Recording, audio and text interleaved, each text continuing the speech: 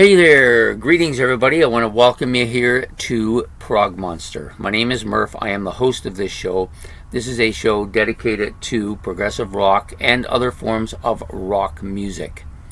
So we're here with a Monday night look back at a classic rock album in which I kind of take an album that meets my qualifications as classic, which has to be older than 15 years, has to have been around for at minimum 15 years, and also has to be a high 2-1 or a masterpiece album for me to do that. So I don't often explain that, but every once in a while I throw it in because I forget myself what I'm doing here. So the album we're doing today for the look back at a classic rock album is Welcome, Step Right Up to the Magical Mystery Tour from the Beatles. This is one of my favorite Beatles albums. It's a little bit of a different history than some of the other albums. Not that they don't. They all have they're probably the most wrote about albums in history, I think. Everybody knows every little detail about them. But they're all good. I love the Beatles stuff. And in recent years, I've grown to love them even more. They were sliding there for a while for me. I kind of got away from them because, to be honest, I didn't own any Beatles albums except for the blue one, which I would play once in a while, but I just kind of didn't bother too much of the time. And then I started, was out shopping one day and going to yard sales, and at one yard sale I found a couple of their albums in mint condition for like 50 cents, and that started it. And that's always the way it is with me. It always starts that way. Okay, so the Magical Mystery Tour has a little bit of a history that probably needs a little bit of an explanation. So this was a U.S. release at the time. So really, for a while, I don't even think it was counted as a part of the discography. It wasn't, but then they also released an EP version of this in the UK. So I'm not sure why, but it ended up being shown as being a disc as part of the discography, and to me it definitely belongs in there. So this album came out November the 27th, 1967 as an LP in the United States of America, and as an EP it came out on December the 8th, 1967 as an EP, which is an extended play, so it wasn't a full album. I don't even actually know what is on the extended play version because I've never seen it or owned it, but the US version, which is this one, is really good. It's got a lot of like little hits that never were on other albums. It's got side B's, and then of course whatever they added for this particular album as well. So the album, the LP version where the studio was recorded in, was the EMI Studios and Chappell Studios in London, England. It's about 36, almost 37 minutes long on the LP version, and only about 19 minutes on the EP version. Released on Parlophone in the United Kingdom, and on Capitol Records in the United States. And I believe this is a Capitol Records version of it. I don't remember. No, actually, this is a surprising. This is a Parlophone version of it, but it is the full length, which is weird. Yeah, so it has the full US length version, but it's released on Parlophone. I didn't know that. I thought this was a Capitol one. But anyways, doesn't matter. We do have the album here. So this, of course, was produced by George Martin.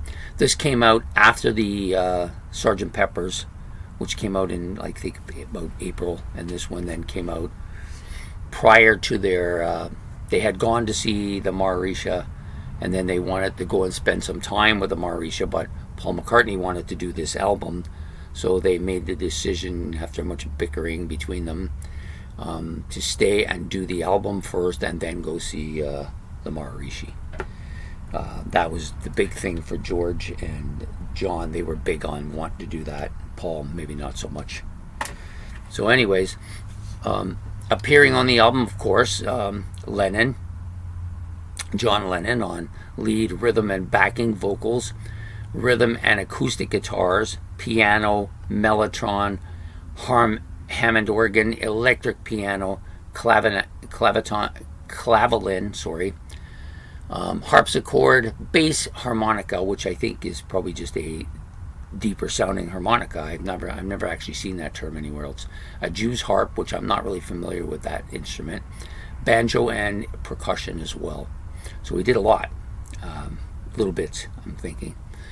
Paul McCartney, lead, rhythm and backing vocals, bass, lead and acoustic guitars, piano, mellotron, harmonium, recorder, a penny whistle, which I think is the whistle that you see police use. I could be wrong, but I think that's what it is.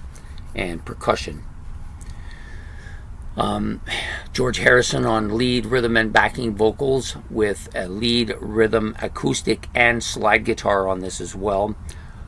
Hammond organ, bass harmonica, a Schwarmendel, which I believe is a type of guitar, an Indian type of guitar, like maybe not like a sitar, but similar, something like that, but more guitar-like. And I'm not sure. I'm probably going to look this up later when I'm putting the other videos together, because I didn't notice this until I was making my notes, so I wasn't quite sure what it was. Violin and percussion as well. And then, of course, you have Ringo Starr, drums, percussion, and backing vocals. And all four of them do the wordless vocals on Flying, which is just basically them saying la la la, because that's an instrumental. That's not a there's no vocals on that one other than the la las. So anyways, lots of really good stuff on this album. Long been a big fan of this album. It's very psychedelic. I think it's even more psychedelic than the two predecessors, Sgt. Pepper's and Revolver. I think it started on Revolver, progressed quite a bit onto Sgt. Pepper's, which is considered one of the first concept albums, but it's even further on this. There's absolutely some. I could have got Brother Murph to do this easily, Brother Murphy, but I decided since I was going to shave, I didn't think I wanted to bring him in for this episode. Magical Mystery Tour, great tune, really up-tempo, kind of lots of vocalization here, great tune, love it. Fool on the Hill, yeah, perhaps this is my theme song. Flying is a little bit of a weird song in some ways, but very kind of mellow, but the instrumentation on this is awesome, really cool. I like that mellow take that they do on this. It's a little psychedelic, but it's just very mellow. It's such a cool song.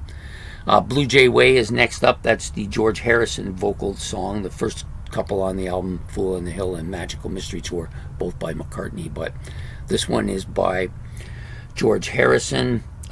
This is an extremely psychedelic track, really, really cool, like it a lot. Your Mother Should Know, a very underrated song, I think. Another Paul McCartney vocal song. It's not as well known a song as a lot of their other stuff, but just a really cool tune. One of my favorites on the album as well. Then you get to I Am a Walrus, which is absolutely killer. I long loved it. I have it on the Blue album. It was my favorite song for many years. Been replaced by another one recently, but in the last 5-10 years or so, but I still like this a lot. The next side, then you flip over and you do side 2. It's no sides on the CD, but on the vinyl you're going to get 2 sides. So the second side has 5 tracks on it as well. No less spectacular, I think, and maybe not as good as side A, but still pretty spectacular. Hello, Goodbye. This is McCartney, one of my favorites by him on this album. Strawberry Fields. Everybody loves Strawberry Fields Forever. Really psychedelic. A real good vocal performance by John Lennon. Absolutely killer vocals on this. Penny Lane. This is a song I never really cared much for it. To me it's a little bit weak, but I do like the video. The video is really catchy, where they're going through Penny Lane and on the buses and everything. You get to see very British song, you know. So and then you have Baby You're a Rich Man, Baby. Yeah, another John Lennon vocal. This one has the sitar, or perhaps it's the other album we were talking about, which is the Swarmendel. Maybe that's what it is. Sounds like a sitar to me on this. Really cool. Really gives it an Indian flavor to the song too. And All You Need Is Love, which has some killer violins in it. John Lennon doing the vocals here as well. A really well-known Beatles track, one of their more famous tracks. I don't know if it's because I don't really care for the song, or maybe it's just that I've heard it so much that I just didn't want to listen to it anymore, but I did anyways. But that's the only track on here that I have that kind of feeling about. And I don't think it's because it's a bad song. I think it's just that I've heard it so much. You can only take so much of anything. It doesn't matter what it is. So there you have it, the Beatles. And I didn't mention all of the, and I completely slipped my mind here, but there is a absolute killer horde of other people playing on this album, and on every track. Every track has a list of people that are playing little bits here and little bits there. And actually, I'll give you, if they actually wrote it in here, which I doubt they did, just because it's such a small book. Yeah, they don't give a list of any of the instrumentation done by all the other hundreds of people on here. Almost every song has like 5-6 different people doing stuff on here, from vocal parts to horns and all kinds of different stuff. But this is one of the best psychedelic albums, and I think for the Beatles, it's probably the most psychedelic of their albums. I'm not necessarily saying it's the best. Sorry, I'm having a hard time getting this thing back in. I'm not saying it's the best of their psychedelic albums or their best album of that nature. I just like it a lot. I really like this album. It has a lot of differences to it. So it's, other than that psychedelic, it has that really upbeat tempos on some songs, some real kind of really slow kind of melodic stuff on other tempos. You've got a couple of well-known kind of poppy songs that everybody loves, like All You Need Is Love and Penny Lane. But overall, great album. Just absolutely love it. I highly recommend it if you're getting into the Beatles. Maybe you're a person that didn't grow up in that era, or you're just discovering the Beatles now. It's a great album to start out with, especially if you like that psychedelic stuff. You'll really like this album. So there you have it. That's another episode of Monday Night Look Back at a Classic Album in the Books. I hope you liked it. If you did, please hit the like and subscribe. It's much appreciated. Any comments about the albums or stuff that you may think I've missed, because there's absolutely a ton of stuff to miss, but there's so much going on here. You can put those in the comment section below. And don't forget to hit the notification bell. And we'll see you next week on Monday Night's Look Back at a Classic Rock Album. Take care.